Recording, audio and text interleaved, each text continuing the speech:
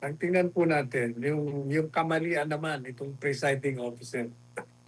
Kaya ako sinabing walking disaster ka, cheese, pagdating sa pag-preside. Kasi gaya ng mga sinabi ko na noon, pinapayagan mo magtalumpati yung mga prosecution lawyer upang ilatag nila yung kaso nila sa pamamagitan ng kanilang mga speeches, hindi sa pamamagitan ng mga testigo nila. Pangalawa, kahapon may ginawa na naman siyang kamalian. Malaking kamalian sapagkat pinayagan niya na ipasok ang isang papel. Papel. Sinasabi affidavit. Yes. Pero nakita na unang-una, hindi isang affidavit. Hindi sinumpa ang salaysay. Kasi hindi nga nakapirma yung sinusupposed to be gumawa ng mga bayan. Pangalawa, hindi nagparyado. Pangatlo, hindi naprubahan na yun mismo yung di umanong affidavit na ipinail sa ICC. Sinabi lang na yun. Pero walang prueba doon. Hindi rin naprobahan kung yung papel na yun exactly the same doon kung anong laman nun, yun din ang laman. Hindi lahat naprobahan niya. Pero itong pambihirang presiding officer na ito, na kung hindi ito sobrang bias na hinahayaan na magpropaganda ang prosecution, ito'y walang alam sa pag-preside. Pero papayagan mo na pumasok ang isang papel tapos magiging paksain sa impeachment hearing. Hindi po ba iyon hindi lamang paglaban sa mga prosedimento sa ilalim ng lungsod po? Kung hindi, hinahayaan mo sa pamamagitan ng pagpasok ng ganong mga papel na sinisiraan si Inday Sara, tinutulungan mo ang prosecution. Well, naalala ko po doon sa sinabi niyo last time, Attorney Sal, na yung mga ginawang witness ng prosecution, mas nagbibigay ng advantage doon sa depensa kasi nga, na ano nga yung mga kanilang ginagawang, hindi naman sa pagsisinungaling, pero yung ginagawa nilang pattern with regards sa pagsasagot nila sa mga katanungan. Sa tingin niyo po, Attorney Sal, nakatulong din somehow sa defense team yung mga sinabing sagot ni Director Matibag kahapon? Hindi ba sinabi ko na kanina na wala nga kredibilidad, manalisabi po, kalokohan lang mga sinasabi niya. Ang tingnan po natin, yung kamalian naman itong presiding officer. Kaya ako sinabing walking disaster ka, cheese, pagdating sa pag-preside. Kasi gaya ng mga sinabi ko na noon, pinapayagan mo magtalumpati yung mga prosecution lawyer upang ilatag nila yung kaso nila sa pamamagitan ng kanilang mga speeches, hindi sa pamamagitan ng mga testigo nila. Pangalawa, kahapon may ginawa na naman siyang kamalian. Malaking kamalian sapagkat pinayagan niya na ipasok ang isang papel. Papel. Sinasabi affidavit. Yes. Pero nakita na unang-una, hindi isang affidavit. Hindi sinumpa ang salaysay. Kasi hindi nga nakapirma yung sinusupposed to be gumawa ng mga bayan. Pangalawa, hindi nagparyado. Pangatlo, hindi naprubahan na yun mismo yung di umanong affidavit na ipinail sa ICC. Sinabi lang na yun. Pero walang prueba doon. Hindi rin naprobahan kung yung papel na yun exactly the same doon kung anong laman nun, yun din ang laman. Hindi lahat naprobahan niya. Pero itong pambihirang presiding officer na ito, na kung hindi ito sobrang bias na hinahayaan na magpropaganda ang prosecution, ito'y walang alam sa pag-preside. Pero papayagan mo na pumasok ang isang papel tapos magiging paksain sa impeachment hearing. Hindi po ba iyon hindi lamang paglaban sa mga prosedimento sa ilalim ng lungsod po? Kung hindi, hinahayaan mo sa pamamagitan ng pagpasok ng ganong mga papel na sinisiraan si Inday Sara, tinutulungan mo ang prosecution. Ano bang tawag mo doon? Tapos tuloy, eto, kaya nagrereklamo sila.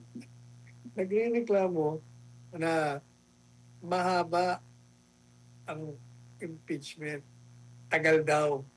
Kasi nga itong presiding officer, siya mismo ang nagpapatagal. Pinagbibigyan niya ang mga kamalian, irregularidad ng mga estilo ng prosecution lawyers. Pinapabayaan niya rin ang pamamaraan ng pagtatanong na paulit-ulit. Pagsagot ng testigo, ulitin bago magtanong. Paulit-ulit lang. Kaya tagal. Pangatlo, pinapayagan niyang pumasok na ebidensya ang papel. Tapos, ang kanyang ang kanyang katwiran, hindi ho. Yan papayagan ko. Pero hindi ho nangangahulugan na totoo lahat ang sinasabi niyan.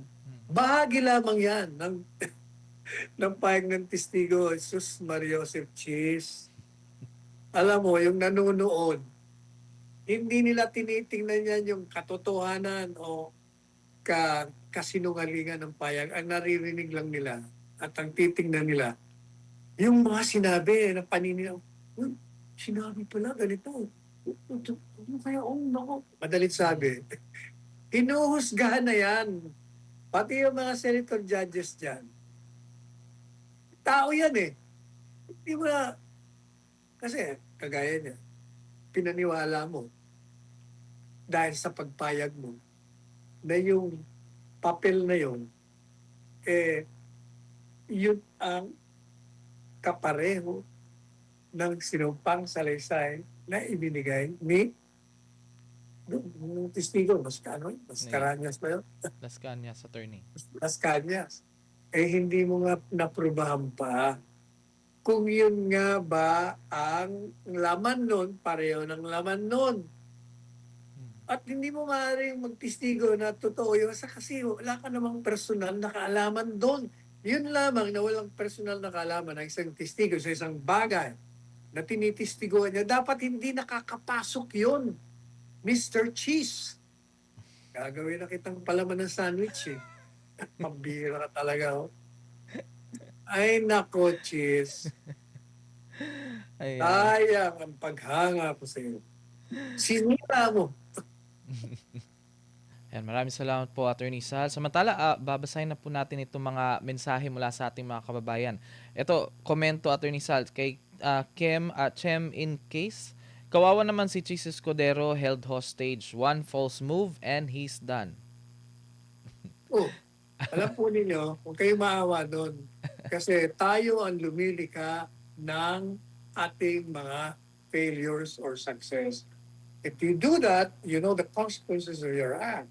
So you have to accept responsibility and accountability for that. Saka siyang gumawa ng kanyang pangkasalukuyang suliranin. Dahil kung wala siyang ginawang kalokohan, hindi naman siya tatakutin.